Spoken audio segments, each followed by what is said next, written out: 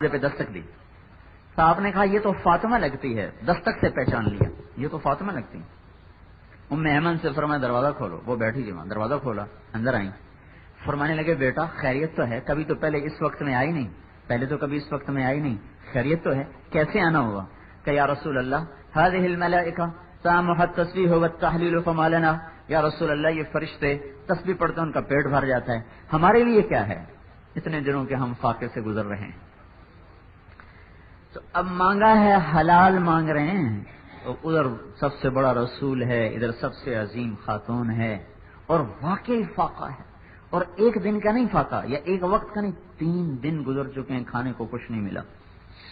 ان بچوں کا کیا حال ہوگا؟ تو آپ کی سنو، آپ نے کیا فرمایا کہ بیٹی والذی بعث اباک بالحق ما اوقدت النار فی بیت آل محمد من 30 یوما، اے میرے بیٹی مجھے اس ذات کی قسم جس نے تیرے باپ کو نبی برحق بنایا ہے، آج 1 مہینہ ہو چکا ہے تیرے باپ کے گھر میں چولہا نہیں جلا، 1 مہینہ گزر چکا ہے تیرے باپ کے گھر میں چولہا نہیں جلا، اور میرے پاس مال غنیمت میں 5 بکریاں آئی ہیں، اب اگر تو چاہے تو تمہیں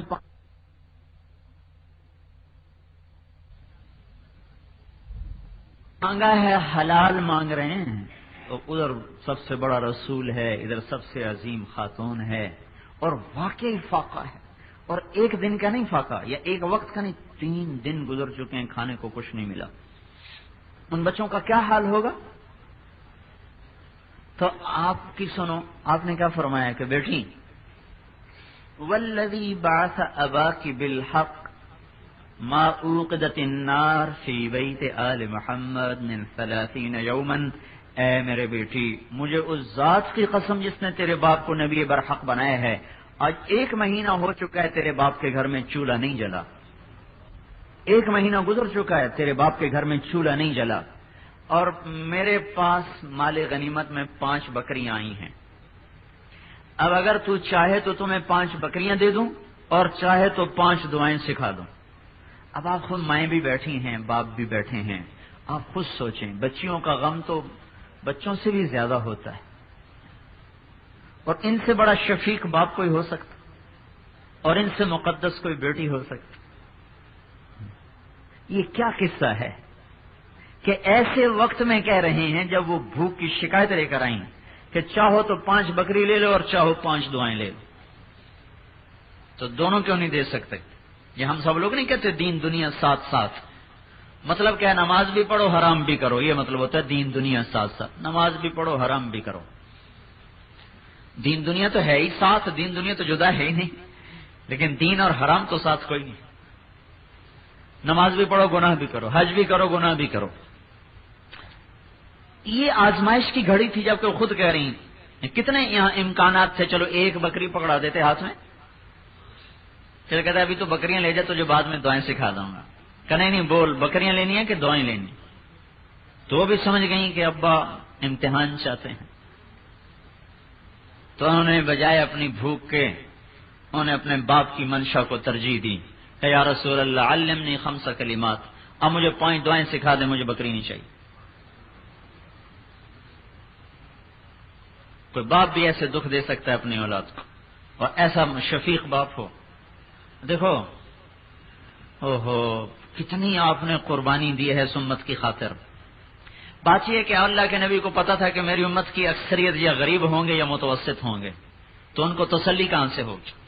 اس لیے ایک حدیث میں آتا ہے جب تم پہ کبھی کوئی صدمہ آئے تو میرے صدمے یاد کر لینا، تمہارے صدمے ہلکے ہو جائیں گے، جب تم پر کوئی غم آئے تو میرے غم یاد کرنا، تمہارے غم ہلکے ہو جائیں گے۔ ایسے غم اور ایسے صدمے آئے، کسی پہ ایسے نہیں آئے۔ باپ کو دیکھا ہی کوئی نہیں، پہلے ہی وہ تو بلا لیے گئے، اور 6 برس کا معصوم بچہ ہے، اور صحرا میں ماں ہے، ابوا مکہ سے کوئی 150 کلومیٹر کا فاصلہ ہے، اور صحرا ہے، صرف ایک عورت ساتھ ہے ام ایمن، اور عین اس جنگل میں اللہ تعالیٰ ماں کی روح کو قبض کر رہے ہیں، اور حضور صلی اللہ علیہ وسلم اس وقت سرانے بیٹھے ہوئے تھے۔ اپنی ماں کا دم نکلتا دیکھ رہا ہے، معصوم بچہ، 5 سال 6 سال کی عمر ہوتی. تو حضرت آمنہ نے ایسے اپنے یوں آپ کو دیکھا، آخری نظر ایسے دیکھا، پھر کہا میں تو جا رہی ہوں، پر میں ایک ایسا بیٹا چھوڑ کے جا رہی ہوں جس کا ذکر رہتی دنیا تک قائم رہے گا.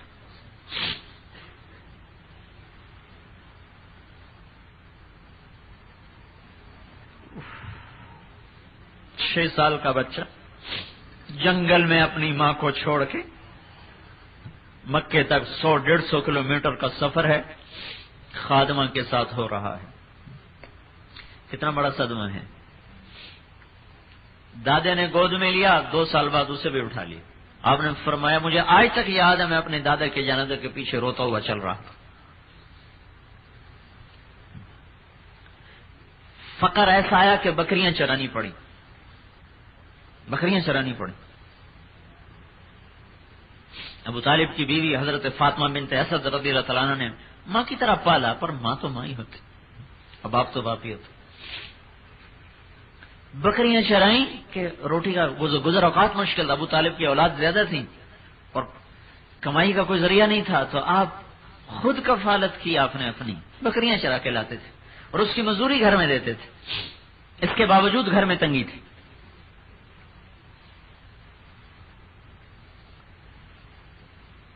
محبوب وطن مکہ چھڑوا دیا گیا. جوان بیٹیوں کو طلاق ہو گئی اور طلاق ابو لہب کے بیٹوں سے نکاح ہو چکا تھا، ابو لہب کے بیٹوں سے نکاح ہو چکا تھا اور نبوت کا اعلان ہو گیا. پھر ابو لہب نے بکواس کی، پھر اس پر قرآن نے جواب دیا تبت یدا ابی لہب بن وتب. اس کے جواب میں ابو لہب نے بیٹوں سے کہا طلاق دے دو دونوں کو. حضور صلی اللہ تعالی وسلم حرم میں بیٹھے ہوئے تھے، یہ بھی نہیں بھی چلو گھر میں پیغام پہنچا دیتے. حرم میں بیٹھے تھے، عتبہ نے آ کے ایک گریبان پکڑا یہاں سے اور ایسے جھٹک کے چیر دیا، پھاڑ دیا سارا گریبان، کہا کہ طلاق ہے تیری بیٹیوں کو. آپ نے طائف میں پتھر کھائے، بددعا نہیں دی. یہاں ایسا صدمہ پہنچا بیٹیوں کی طلاق کا کہ ایک دم منہ سے نکلا میں اللہ سے کہتا ہوں تیرے اوپر کوئی کتا چھوڑ دے اپنا. شام کے سفر میں ایک شیر اس کے ٹکڑے ٹکڑے کر کے چلا گیا. وطن چھوٹا، گھر چھوٹا، اہل و عیال چھوٹے.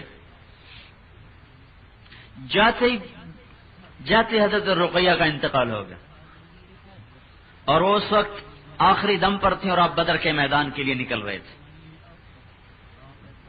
اور آثار تھے کہ بچنے کی امید نہیں، تو آپ نے حضرت عثمان کو چھوڑ دیا کہ تو اس کی تیمارداری کر، اور حضرت عثمان کا نام بدر کے صحابہ میں لکھا اور ان کا مال غنیمت میں حصہ ڈالا. حضرت اسامہ کو اور حضرت عثمان کو دونوں کو حکم دیا کہ رقیہ کی تیمارداری کے لیے ٹھہرو.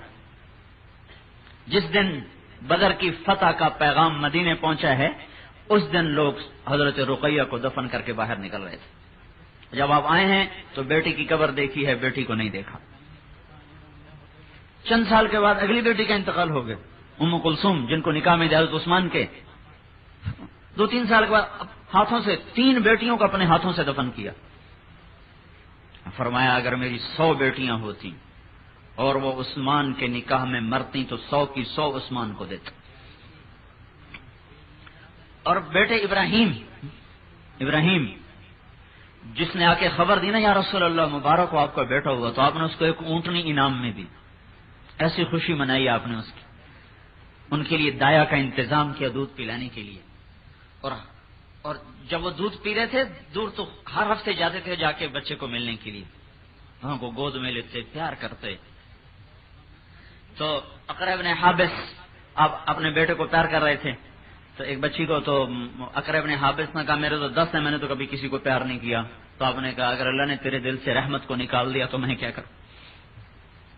اور 18 برس کا بچہ بھاگ دوڑ رہا اور کھیل رہا، تو اللہ نے بولا نہیں، گود میں بچے کی جان نکل رہی اور آپ فرما رہے ہیں العین تدمع، آنکھ پہ تو قابو ہے نہیں، والقلب یحزن، اور دل پر بھی غم کی گھٹا ہے.